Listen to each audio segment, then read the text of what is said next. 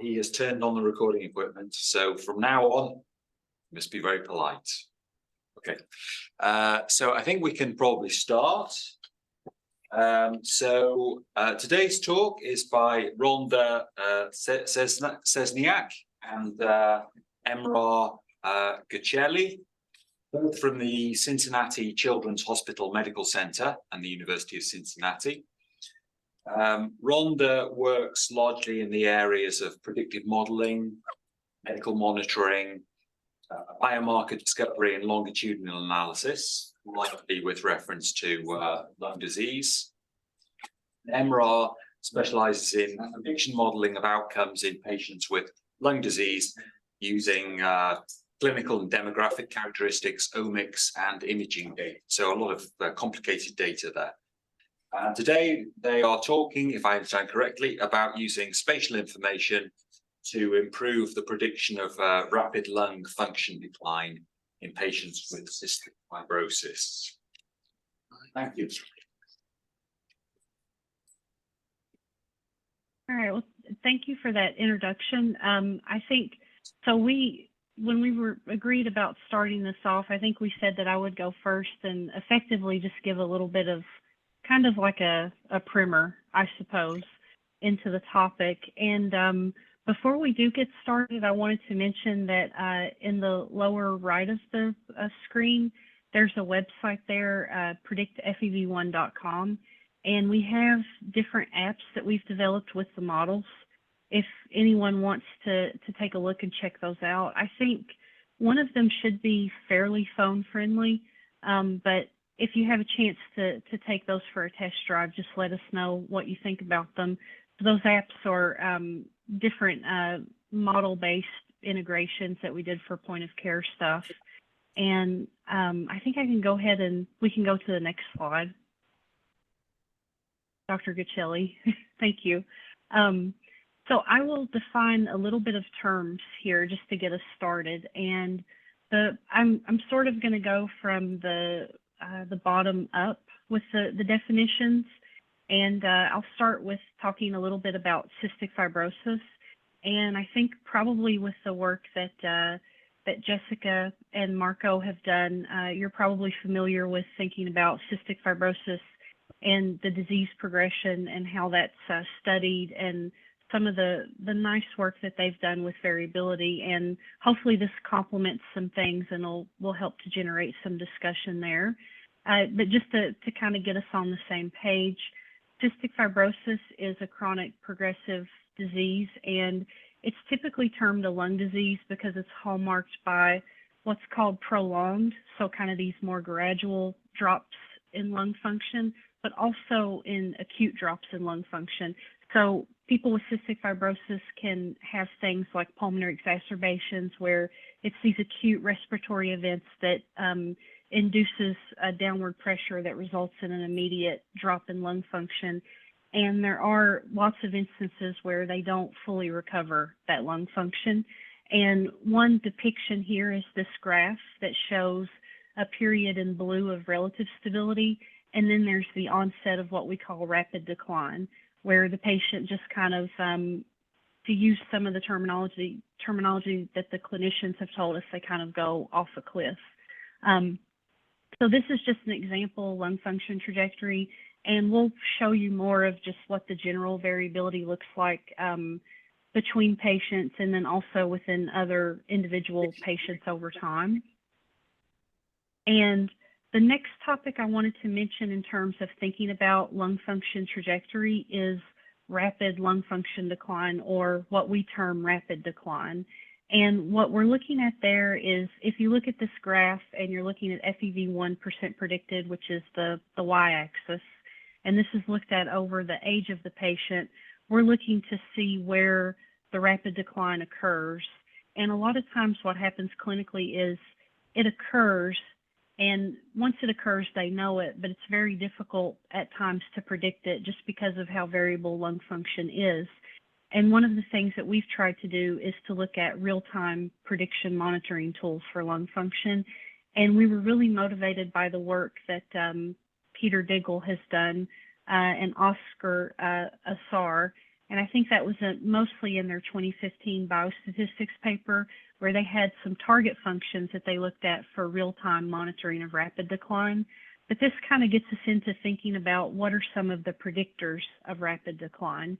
So once we set up these target functions in these models, we want to start to evaluate these different predictors.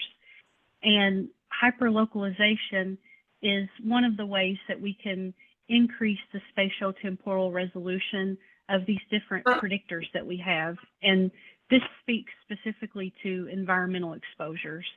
So what you see, I wanted to kind of put this up. This is almost kind of like showing the end and the beginning, I think. But the top graph has a prediction of FEV1 decline. So this is the rate of decline that that people have on average and percent predicted per year.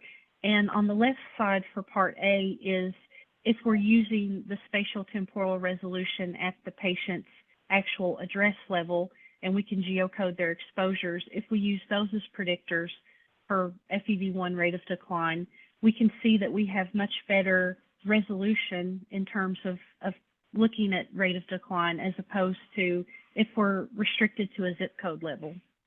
And I know this is kind of thinking about the United States Postal Service, but the way they do zip coding, we can do exposures for lots of patients, mostly with zip code. So when you look at national data like patient registries, you're really not able to get exact place-based measures. But this is showing the difference if we're using exact location versus the zip code. So you can see how we've obscured some of the potential environmental associations there with lung function decline. And I think we can go to the next slide. And the next thing I wanted to talk about, and this is also related to definitions, is with geomarkers. So I don't know if a lot of you are familiar with calling these environmental exposures geomarkers. And this really is the terminology that we've used to refer to them as place-based measures of social and environmental determinants of health. So the geomarker is used to see if you're able to predict outcome with it. And we adapted this from the National Institutes of Health in the U.S., their social determinants of health. So they look at different facets there. And through lots of the studies that we've done, on the right side is the cystic fibrosis model that we think is probably fitting what seems to be happening as far as associations with the social and environmental determinants of lung health. And I added a little bit of things here just to kind of show you where things are probably going as far as looking at models for future rapid decline events. So the way this kind of this wheel goes at the bottom, we have social determinants of health in a social and community context. So this is the yellow block there. And some of the things that we found that are predictors of lung function decline, accelerated decline, are community material deprivation and also crime. And interestingly, we probably won't have time to get into the crime part, but that comes up. On the blue part of the spectrum, we have these neighborhood and built environment exposures, and that's where we're observing signals with predictors such as traffic-related air pollution and also acute PM 2.5 exposure. And there's just different facets there. Also, seasonality has come up, and I think that's also been studied by some of the people working on CF also in the UK. And we relate this to thinking about the future of CF because of highly effective modulator therapies. And I won't spend a lot of time talking about those, but effectively the way those work is they're binding to CFTR protein and they're rescuing the dysfunction in the CFTR, and that's really the primary defect of CF. So if you're able to rescue that dysfunction, then that is really kind of curative for CF. But some of these environmental exposures through other literature actually mess with the CFTR protein binding as well, and the ability to rescue the dysfunction of the CFTR. So there's probably a role even in future for how these exposures are going to impact CF lung disease progression. even with the modulator therapies. And the purple part just shows how some of these predictor discoveries can be used to kind of reinform some of those modulator therapy developments. I think we can go to the next slide.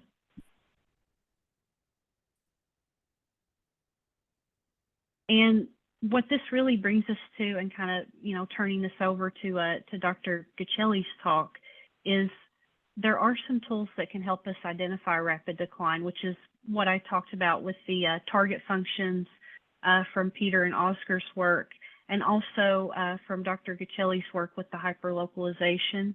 And the questions that are really coming up with this are, we have all of these different predictors, and how do we perform variable selection with these more advanced longitudinal models? And also, how do we take care of the hyper-localization or the spatial temporal modeling component of it? And I think at this point, I can transition this over to Dr. Gecili, and thank you for letting me provide an overview. Well, thank you, Dr. Rhonda, for the introduction.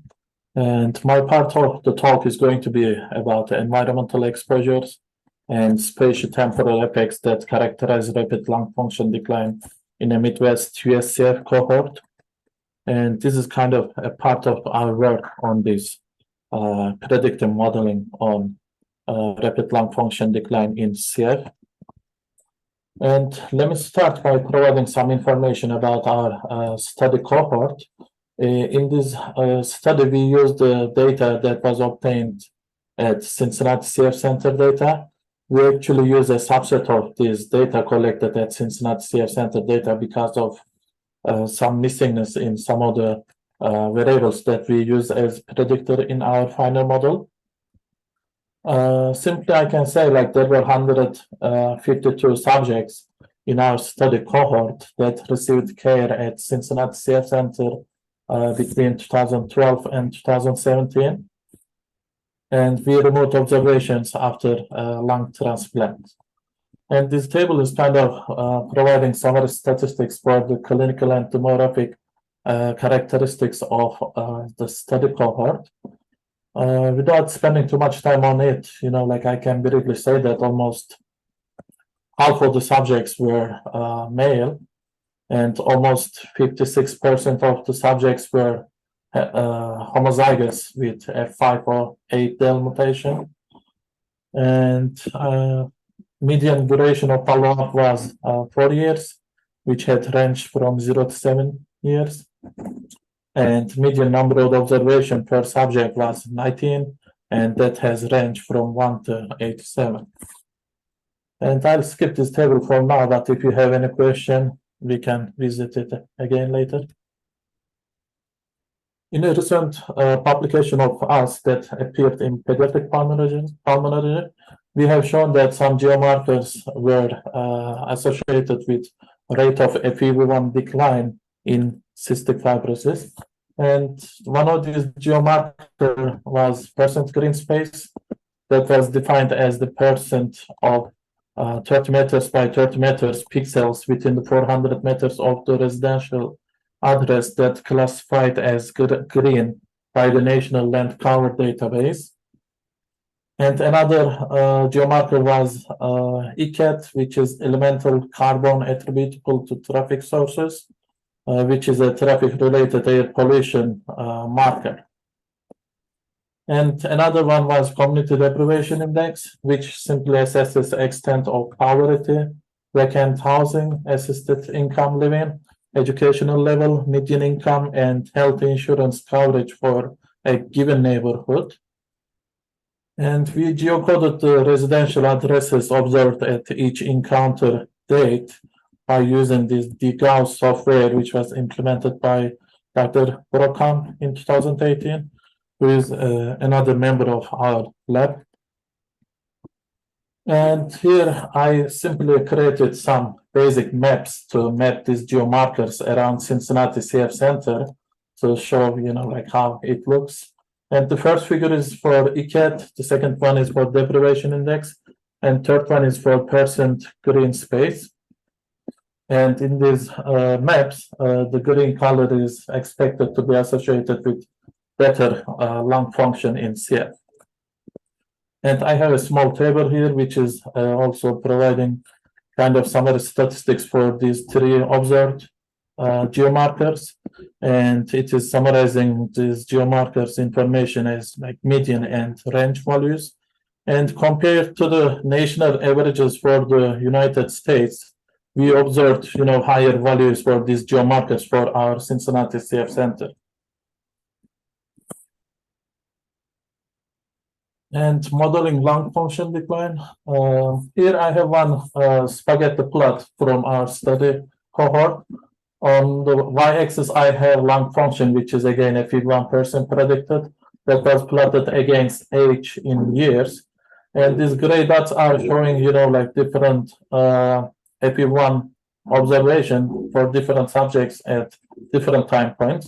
And we randomly selected 3 subjects and highlighted their lung function trajectory over time. And if we just look at these, highlighted trajectories, we see non-linearity in lung function over time, and there is heterogeneity, and we can see the within and between patient variability over time. So we kind of need a model, like that accounts for these things. And an unstationary Gaussian linear mixed effects model for longitudinal FIB1 was used by Dr. Szczesniak in 2020, and that model has been kind of extensively studied in our lab during the last several years. And the model is simply having this form, and I'll be providing some more details about the model later. So what we need and what is needed, we need a prediction tool that incorporates spatial correlation and induces simultaneous variable selection for the cases, like when you have large number of predictors. And let me start with the details of incorporating spatial correlation. And again, like we started using this stochastic linear mixed effects model that was used by Dr. Szczesniak for predicting rapid lung function decline in CF. And that model have this form, which is given in black. Now we additionally included this red term, SI of Sij, to account for spatial variability in lung function in CF. Here, Yij is nothing but it is response for subject I at time Tij, which is the lung function. And mu I of Tij is expected value of the response. And Ui is a random intercept term, which is representing time constant differences between patients. And we assume that these UIs are independently following this normal distribution with mean 0 and variance omega square. And this Wi of Tij is standing for independent copies of a continuous time stochastic process, which is representing change in a patient's FIB1 over time. And in this model, we specifically considered an integrated Brownian motion for this Wi term. And Si of Sij, as I said, which is representing change in subjects FIB1 based on location. This could be, based on exact residential addresses or zip code or ZICTA codes. And Zij is nothing but it is a random variable representing measurement error, and it is assumed to be following this normal distribution with mean 0 and variance tau square. Here, this mu I of Tij actually can be written in this form where we have the intercept plus alpha 1 times Tij, which is the age variable of this model, which is simply an encounter age in our CF data. And since age is kind of main predictor of lung function in CF, we didn't want to include age in this summation, which is including, beta k, the coefficient of the predictors that we want to perform variable selection. And xik is kind of the design matrix, which is including predictors that we want to perform variable selection. And we are kind of keeping this age out of this summation to not to penalize its coefficient during variable selection. If you have, another variable that you want to keep in your final model, you can keep it separated from this summation as we did for age variable. this can be, like genotype or sex or any intrinsic variable that you want to keep in your final model without, like performing variable selection. And yeah, for this SI of Sij, here we specifically assume an exponential correlation. So we are simply assuming that the correlation between two observations is exponentially decreasing as the distance between them increases, as we see in this figure. And simultaneous variable selection. In regression modeling, there are different ways of implementing model that does simultaneous variable selection. One way of doing it, implementing some kind of penalized regression model, and that's kind of what we did here. Since we implemented our model in the Bayesian framework to get a penalized regression model, you have to assign an appropriate shrinkage prior on the coefficient of the predictors. And there are different choices for the shrinkage prior in Bayesian framework, but we specifically use pike and slab shrinkage prior that is more modern and has some advantages compared to the some of the traditional shrinkage priors. And this pike and slab shrinkage prior is actually a mixture distribution on a regression coefficient with density functions that are peaked at 0, which is the spike part that is shown in red in this figure. And it also has a large probability mass for a wide range of non-zero values, which is the blue part, like blue density shown in this figure. And using this kind of prior induces adaptive shrinkage on coefficient of the predictors, which is kind of different from the type of shrinkage you may see in traditional lasso, in which you have fixed amount of shrinkage for all the coefficients of candidate predictors. But here, in this modeling, you are able to induce adaptive shrinkage, and it enables multiplicity adjusted posterior inclusion probabilities for each candidate predictors. And you are simply getting, a posterior inclusion probability which says, whether you need to keep that predictor in the model or not by using some kind of threshold for these inclusion probabilities, or there are, like different ways of choosing that threshold, but I'll skip the details for now. And it enables Bayesian false discovery rate controlling method to select important predictors. And using this kind of, penalized regression models helps avoiding overfitting, simplifies models, and improves interpretability of your model. And it can lead to better predictions based on the literature.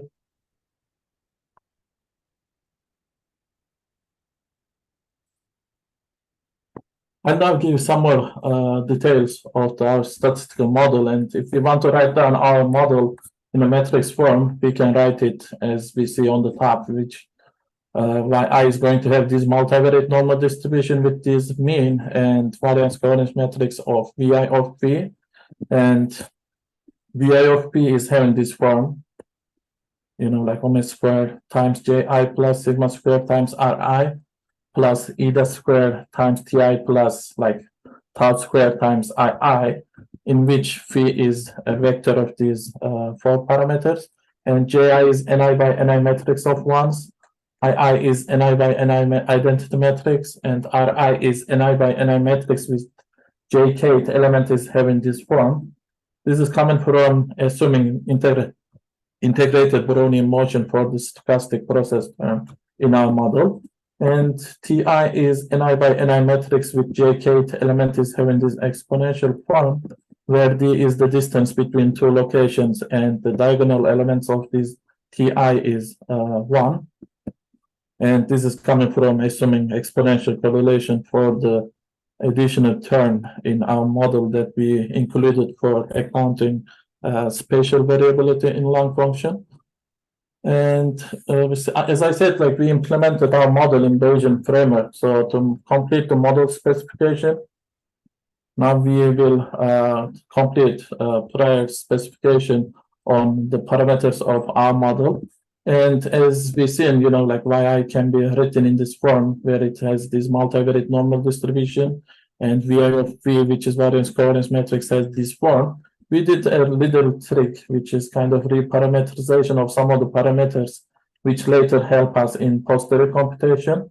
We kind of let this omega square to be, P1 times tau square, and sigma square to be P2 times tau square, and eta square as P3 times tau square, so that VI of V can be written as tau square times this summation.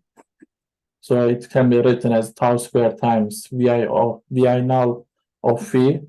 And to complete our model specification, now I'll give some details about our prior choices. And for the coefficient of predictors that we perform variable selection, for beta i's, we use this spike and slap prior. Like there are different types of spike and slap prior, but we specifically use this one. And I already mentioned about this. And for S squared, we have an inverse gamma prior distribution. And for tau square, we use another inverse gamma. And for pi I, we use the Bernoulli distribution. And for theta, here the pi I is actually nothing, but it is prior probability of this bi is non-zero. And for this theta, which is the parameter of this Bernoulli prior on pi, we are using this beta distribution. And majority of this prior specification is based on prior literature on similar type of modeling.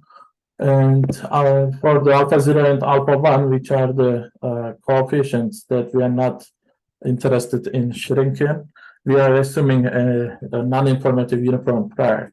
And similarly for P1 up to P3, we are using another non-informative uniform prior. And after completing prior specification, we did work on the posterior computation. And luckily for most of the parameter, for most of the posterior distribution of our parameter of model, we are having closed form. For example, for the full conditional posterior distribution of alpha is a multivariate normal distribution with mean mu alpha having this form, and variance covariance matrix sigma alpha is having this form. And similarly, the full conditional posterior distribution of beta is another multivariate normal distribution with mean mu having this form, and variance covariance matrix sigma in this form. And the posterior distribution of theta is another beta distribution. And the posterior distribution of S squared is inverse gamma distribution, which has this form. And let me skip some parts of this, and for some of the parameters, of course, we didn't have a closed form for the posterior distributions. For example, for this phi L is from 1 to 3, we have this full conditional posterior distribution. And at the end, we implemented our model by using MCMC to estimate the posterior distributions of parameters by sampling posterior samples from corresponding posterior distribution, given the current values of all other parameters and data. And after completing implementation of our model in by using MCMC, before the real data application, we did a small simulation study in which we considered different simulation settings and scenarios, and we evaluated variable selection performance of our model. And we considered different values for P, which increased from 20 to 500. And again, P is nothing but it is the number of the predictors, like potential predictors in our model. And we assume N is 150, which is the sample size. And we assume 5 of the P predictors have non-zero effects, so that we assume a beta, a vector, as we see here. We only assume these first 5 betas are non-zero, but they are still close to 0, so it's kind of difficult to distinguish them among large number of zeros, especially when P is 100 or 500. And number of the measurements for each subject changes between 20 to 100, and all individuals are aged from 6 to 18 years. In the simulations, we were kind of trying to mimic our real data application. And we simulated our predictors from this multivariate normal distribution with mean, zero, and variance matrix of A, in which the diagonal elements of A is 1 and the off-diagonal elements of A is rho, which is the amount of correlation that we assume for the predictors that we are simulating. And we generated 100 simulated data and obtained posterior samples from our MCMC for each data set. Here I have a small table which is kind of summarizing the results of our simulation. And as we said, like we considered different scenarios. For example, we considered row 0.1, row 0.6, and row 0.9 from like weak to very strong correlation between the predictors that we simulated in our simulation. And the results, and here I also considered two different cutoff values for posterior inclusion probability, 0.95 and 0.9, and different values of P, as I mentioned. And the final results are kind of summarized by providing average number of true discoveries out of 5 true signals, and average number of false discoveries, and RRA, which is nothing but average rate of correctly including coverage with non-zero effects in the final model, and RRN is similarly, it is the average rate of incorrectly including coverage with zero coefficient in the final model. And again, I don't want to spend much time on these results, but just want to focus on a part of this table. Here you see, like when the correlation between the predictors is low, we are having, kind of high average number of true discoveries, which is almost 4.5 out of 5 when P is 20 and rho is 0.1. And this average number of true discoveries is slightly decreasing as we increase the number of predictors. And we have false discoveries 0 and kind of high enough rate of rejected alternative and very small rate of rejected null. And this is still acceptable, like as we increase the rho to 0.6, still good enough number of true discoveries and very small number of false discoveries. But when we consider the case rho 0.9, like we see a bigger change, decrease in average number of true discovery and kind of a big jump in average number of false discovery, which is kind of expected because this is, like you are assuming very strong correlation between predictors, and this is kind of being very tough variable selection problem. But still, like this, when P is small, this can be kind of acceptable. And briefly, based on our simulation, the proposed procedure is effective in selecting important predictors through inspection of posterior inclusion properties, and again, especially when rho is less than 0.9.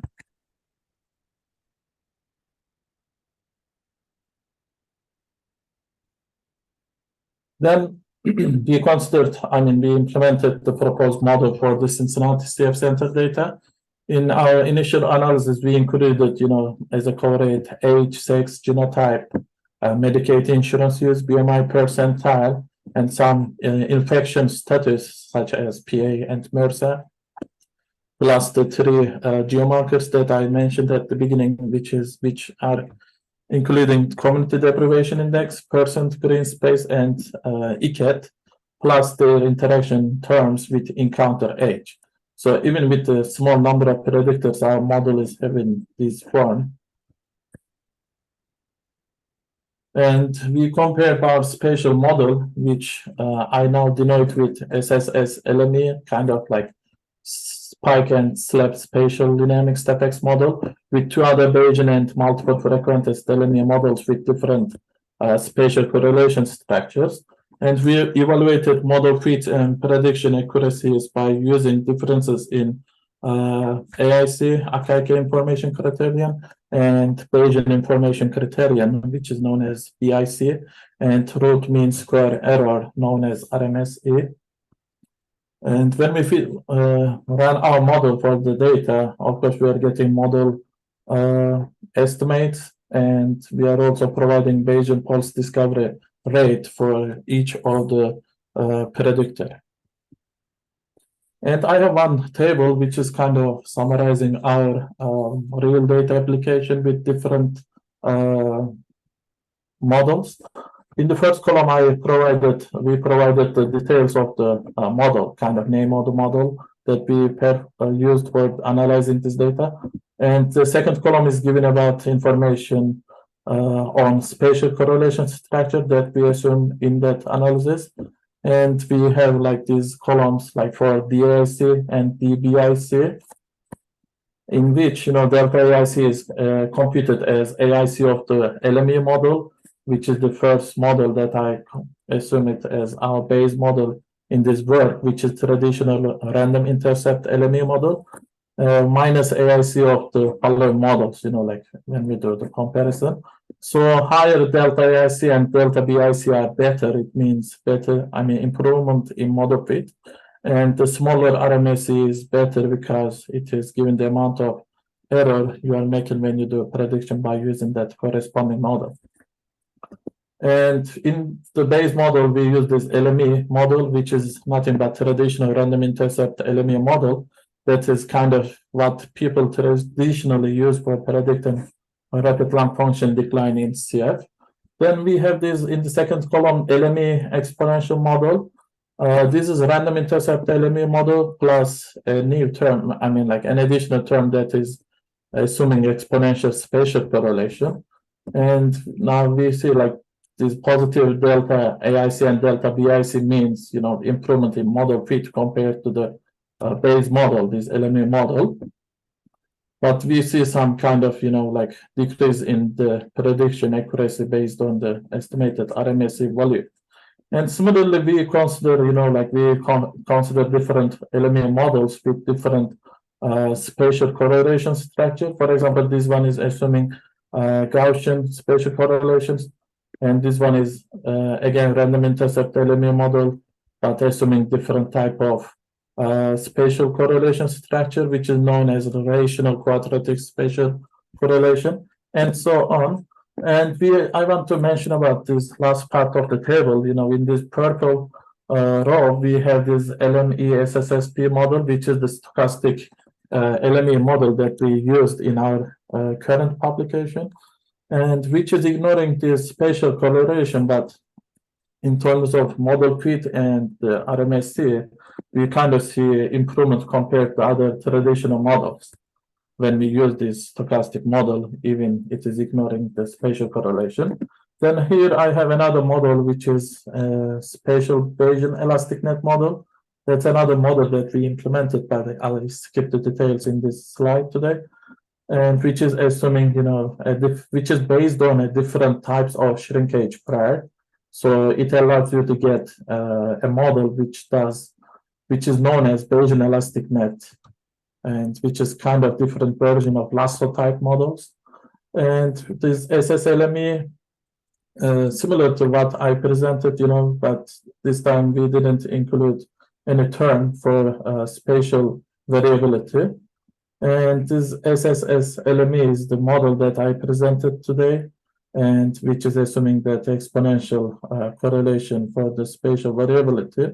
And compare these metrics, like for model fit and the prediction, we see kind of some improvement in both model fit and prediction. Although the change, this in RMSE is small compared to our model and with some of the models. Even if it is not that high, still there is some improvement in RMSE and the model fit. And SSLME has the best model fit, and which is followed by this spatial Bayesian elastic net model. Again, that's based on different type of shrinkage prior, and we implemented as an alternative to what I presented today. And this SSLME model has the best prediction accuracy based on our analysis with this Cincinnati CF Center data. And a Bayesian false discovery rate based decision rule can be used to judge significant predictors to control BFDR under a certain threshold. And this was kind of one advantage of using that spike and slab type shrinkage prior in our modeling. In this figure, it is given estimated Bayesian false discovery rate, which is kind of false discovery rate in frequency statistics for each of the predictor and their interaction terms with age. And by using this BFDR-based decision rule, if you want to control this Bayesian false discovery rate below 0.01, you will select these highlighted variables or predictors. And if you want to control this BFDR below 0.05, then you will select all the ones that we consider in our real data application. And this is, I think, more attractive, like when you have a larger number of predictors. It can be a case, like where you have a high dimensional variable selection problem, which is related to some omics data.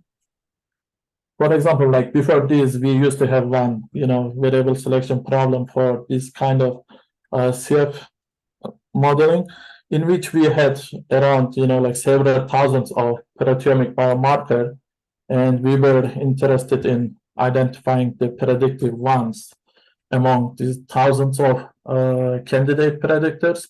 And like in omics study, most of these predictors are actually having non-zero effect, zero effect or very, very small effect on the outcome of interest.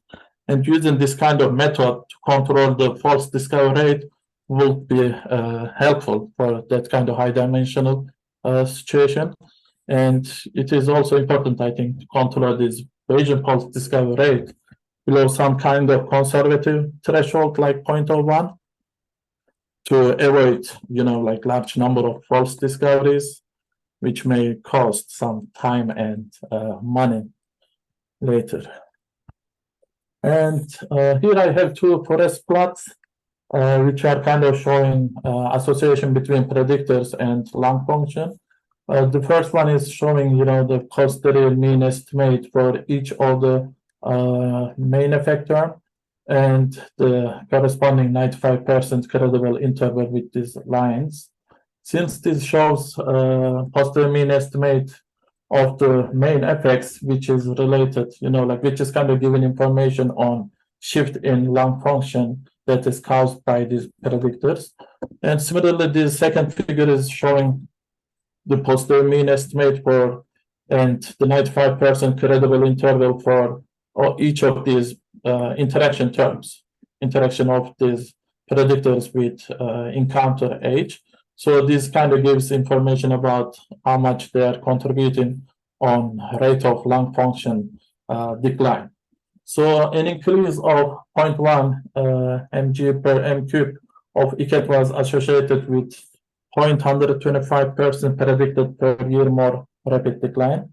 And an increase of 0.1 unit in deprivation index was similarly associated with the additional decline of almost 0.1% predicted per year based on our analysis. And these maps are kind of showing the relative contributions to rate of change in FEV1 from ECAT and community deprivation index.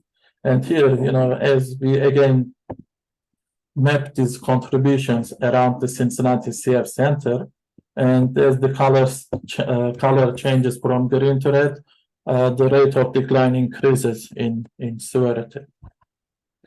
And as a conclusion, I can say that our findings suggest that incorporating spatiotemporal effects and geomarkers in our novel Bayesian stochastic LME model based on the spike and slab prior resulted in improved prediction tool for predicting rapid CF disease progression.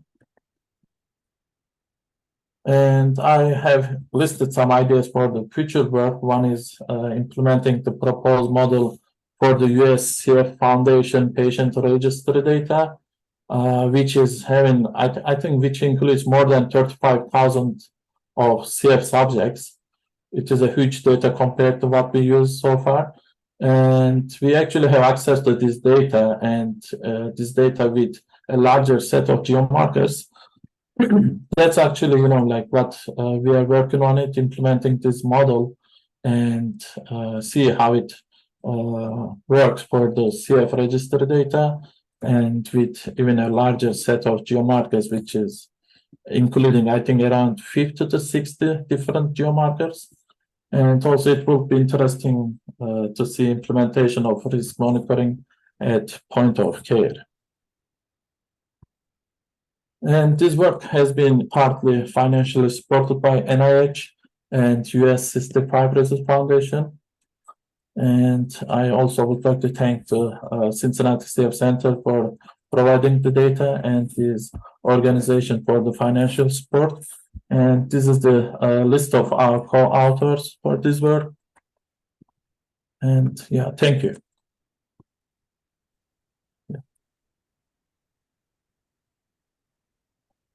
Right, thank you very much indeed.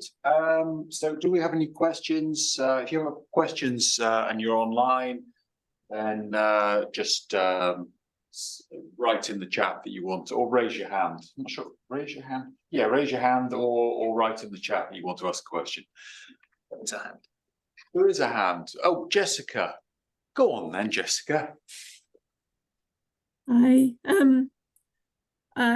Thank you, Emrah and Rhonda, for this lovely talk. It's fascinating to see kind of everything that you've done with this data. I just had a question about the modeling of the trajectories over time, because in one of Rhonda's first slide, she showed this this tendency, this kind of falling off a cliff trajectory, which to me kind of looked like a change point possibly. So I wondered how that was how that kind of trajectory, does the model that you fitted handle that kind of trajectory, or is it kind of assuming assuming a linear dependence on Actually, yeah, the model that we have, as I said, like we have been studying it extensively during the last several years in our department, I mean, in our lab. It is capable of capturing this kind of decline. And we have one paper, like an empirical work in which we compared our stochastic LME model with different choices of stochastic process with change point model. And, like based on this empirical work, I think we concluded that the model with this integrated Brownian motion was having better model fit and prediction accuracy. I see, because it's a Brownian motion, so it kind of moves from where it's got to. Yeah. I don't know if, yeah. Okay. Yeah. Can you sorry, but could you remind us, Emrah, remind me, Brownian motion. So does Brownian motion, does that mean that if the person is declining rapidly, then they're expected to continue declining rapidly?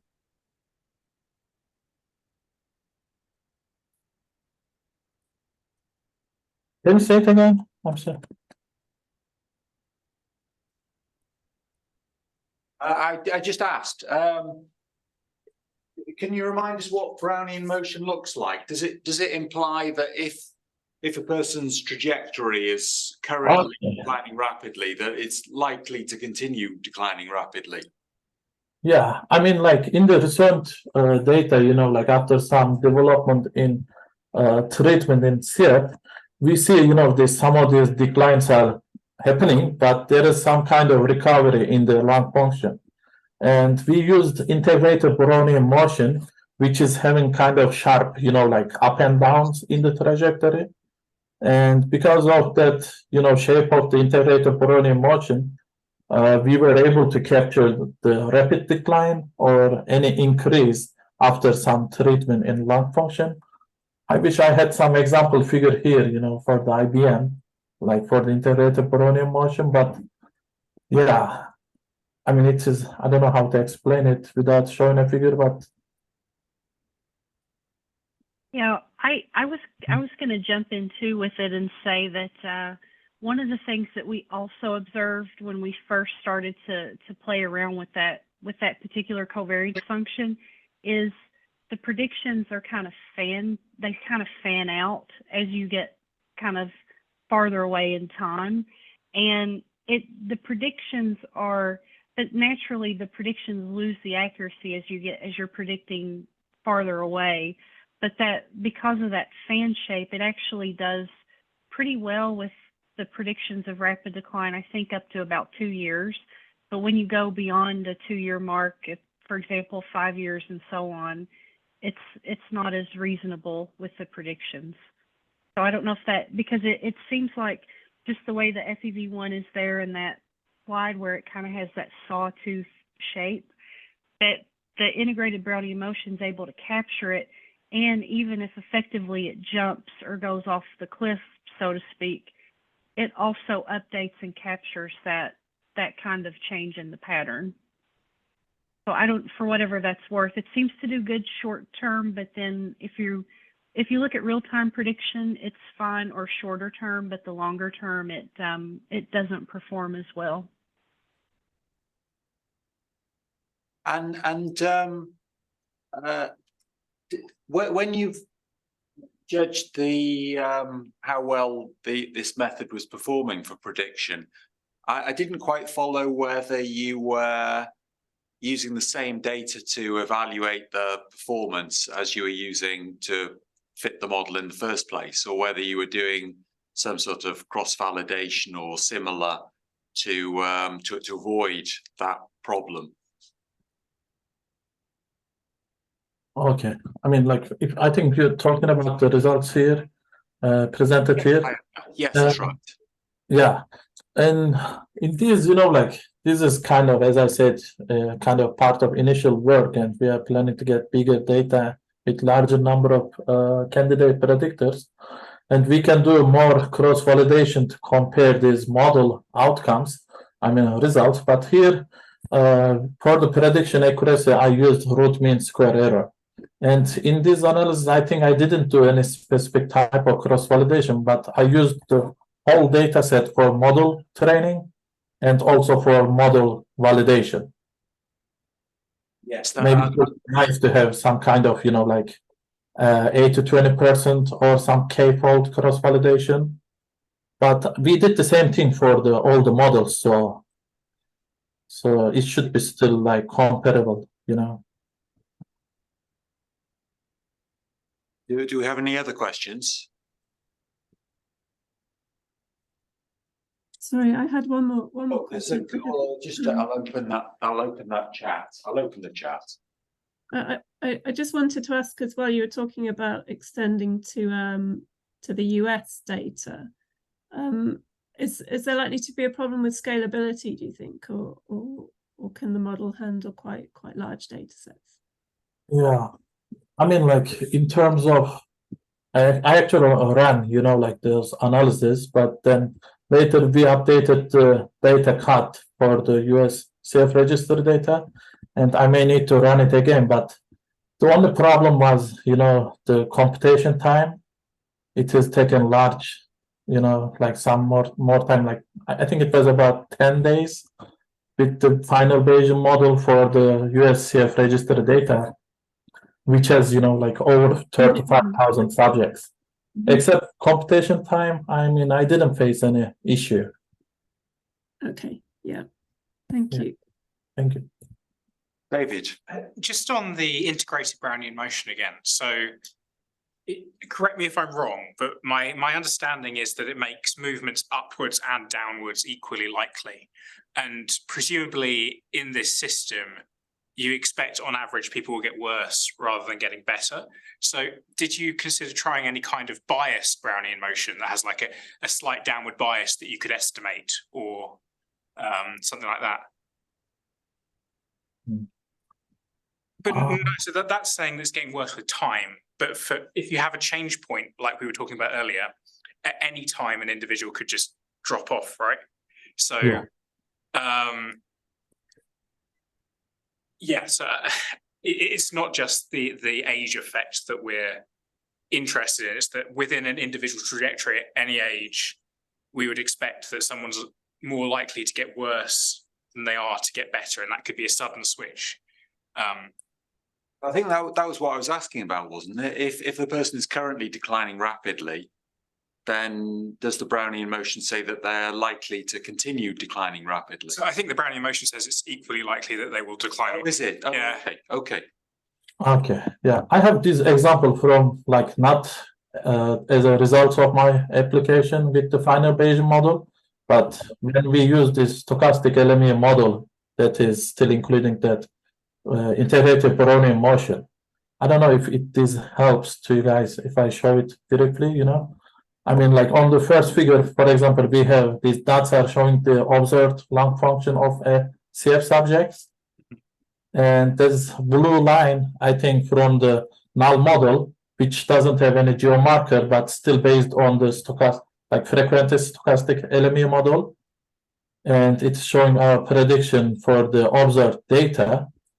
And you can see like how it is able to capture the overall pattern. And the blue line is from the same model, but we included these geomarkers that we have selected. This is kind of showing, you know, our prediction from the, again, that frequentist stochastic LME model. And this is kind of showing our prediction for the real-time risk of rapid decline from these two models. So, I mean, based on our, you know, like analysis and experience with model, as Dr. Rhonda was saying, you know, like it was able to capture, you know, like this rapid decline or some kind of recovery rate on the lung function trajectory, at least like for up to some point, you know, like up to 2 years.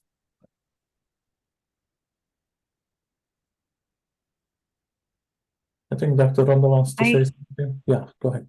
Oh, yeah. Well, just to piggyback off what you're saying too, I think the other thing, and we didn't present it today, and I just wanted to quickly mention that if it's a known event where you want to evaluate change point, like for example, if they start to take modulator therapy, which very shortly after initiating it, the lung function increases, but then it can start to decline again.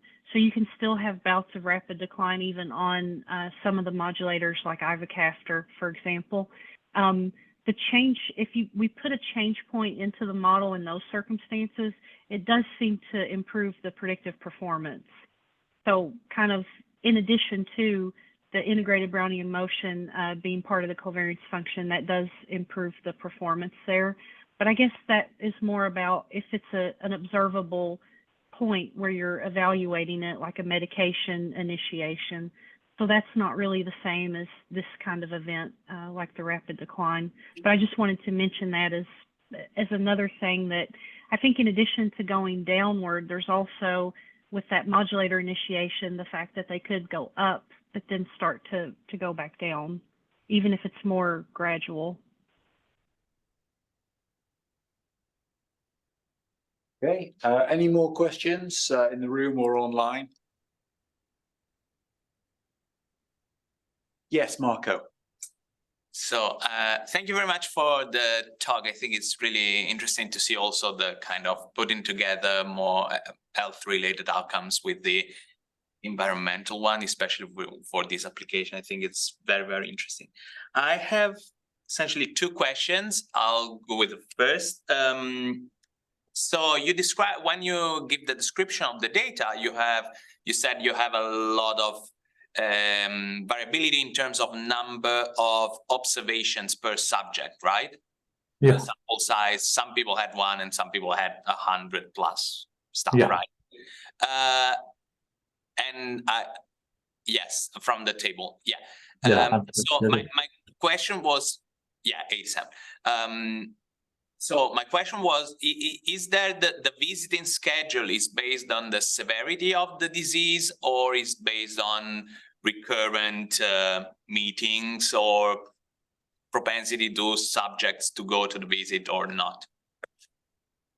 Yeah, I think this is kind of impacted by severity of disease, and CF is kind of genetic disease, and I think there is no certain recovery, but you can get the subject's life easier, you know, like you can make it more comfortable by getting treatment. And in the US CF registry, I think most of the subjects are having doctor visits quarterly in like 2 to 3 months. So would the fact that somebody has had a lot of visits in the past, would that suggest that they are more likely to decline in the future? Or is that not true at all? Because if they've had lots of visits in the past, maybe that's the particularly sick patient. Yeah, that's a good question. I never thought about it, but yeah, it may be a sign of it because like someone may be having more hospital visit because of some of the things like kind of pulmonary exacerbation. But I think like what we observed in the USCF registry, majority of subjects have like quarterly visit, but some of them, of course, like have some missing data and missing those doctor visits because of some different reasons. But yeah, I mean, that's a good question to think about. Yeah, I was also, oh, I'm sorry. I was going to mention that the median number of visits is, or before modulator initiation and before COVID, they were coming in quarterly. It was based on that, and that followed the median. But interestingly, the increased number of visits seems to associate with less rapid decline when we look at it in the model. So, but there is some severity bias that's happening there with the irregular follow-up. So I just wanted to mention, for whatever that's worth, with basically just some of the more descriptive observations that we've made. Yeah, and yeah, okay. This is an interesting thing, because the other question was whether and this probably links the two parts really, because I was wondering whether you could find a way first to model, say, whether some people get many more observations than others, if there's some predictors for that, and then if the environmental predictors could be themselves related to the patterns of visiting. But obviously, if it's regularly on quarterly, that's probably not changing. But say people in a very urban or polluted area that would need visits more often than people in greener areas, something like that. That's a great point. But of course, you don't need to worry about an association between frequency of visit and, or at least I don't think you do, frequency of visit and the lung function, if that relationship is mediated entirely through covariates that you're putting in your model. Like percentage green space. Okay, so you say I'm just thinking about that because we have not looked at it as far as thinking about it as mediation. But yeah, sorry, it's an interesting point to look at it with the exposures, because we haven't with the environmental exposures, because we haven't looked at that follow-up, and also kind of like joint modeling with the follow-up intensity. That was kind of pre-environmental exposure evaluations. But the mediation idea, I think, is pretty interesting. We haven't looked at that. Well, I don't want to mislead you. When I say mediation, I just mean that you can have an association between two things which disappears when you condition or adjust for a third thing. So when I say mediate, I just mean you condition on percentage green space.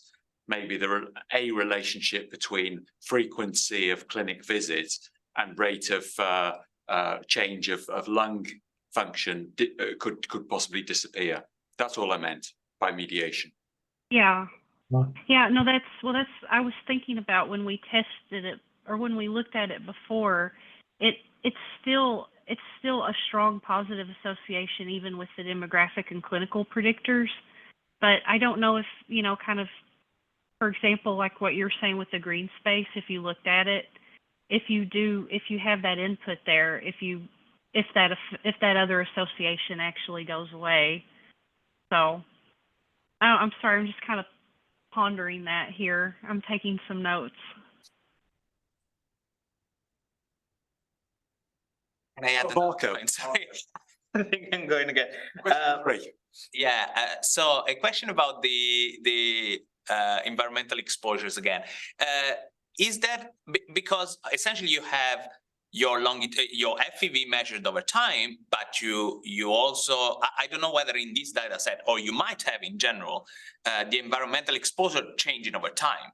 Say if say the ECAT, the carbon attributable to the traffic, if the traffic changes, that information might change over time as well. And in that case, essentially in your model, if I'm not wrong, you are essentially separating the space effect from the time effect.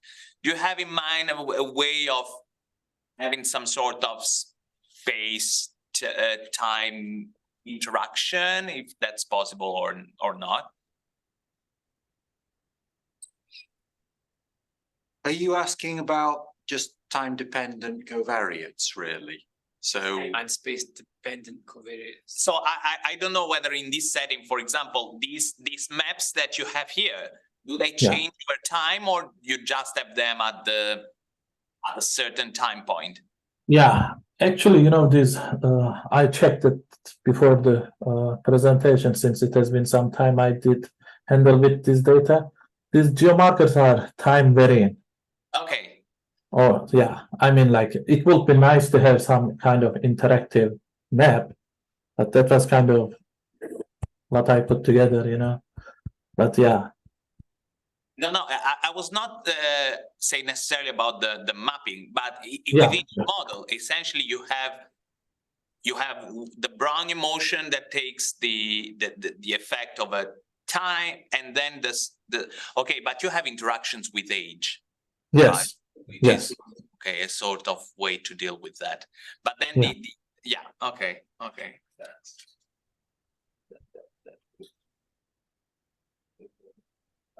But yeah, and the very last thing, and then I'll stop talking. Could you, I don't know if you have thought about a way of doing some sort of essentially variable selection on those maps as well, in the sense of identifying areas, instead of having just the coefficients as you have, identify areas where the effect, say, is non-zero, and other areas where so enforcing a penalty on the map as well. Yeah, that's very interesting. Like, I never thought about it, but that can be some food for the future work. And also because it makes also the effect, I think, also more interpretable in the sense of saying, okay, this area, the effect is more or less zero, and then outside that you get something that is not zero. Yeah. I think that's maybe more helpful when we consider the US data, right? I mean, some yes, might be, you'll have a lot of geographical locations, so that's something to think about, because US is a big country. So I mean, there is certainly some variability from one part to another part. Maybe it is okay for our model for now, because this is only based on one city, one CF center, a kind of local data. But yeah, for the general modeling for the US CF registry data, it will be nice. Yeah. Thank you. Okay, I think we'd better stop there. So thank you very much indeed for your splendid talk. Thank you very much. Yeah, thank you for giving this chance and for the feedback and question. Thank you all. Thank you.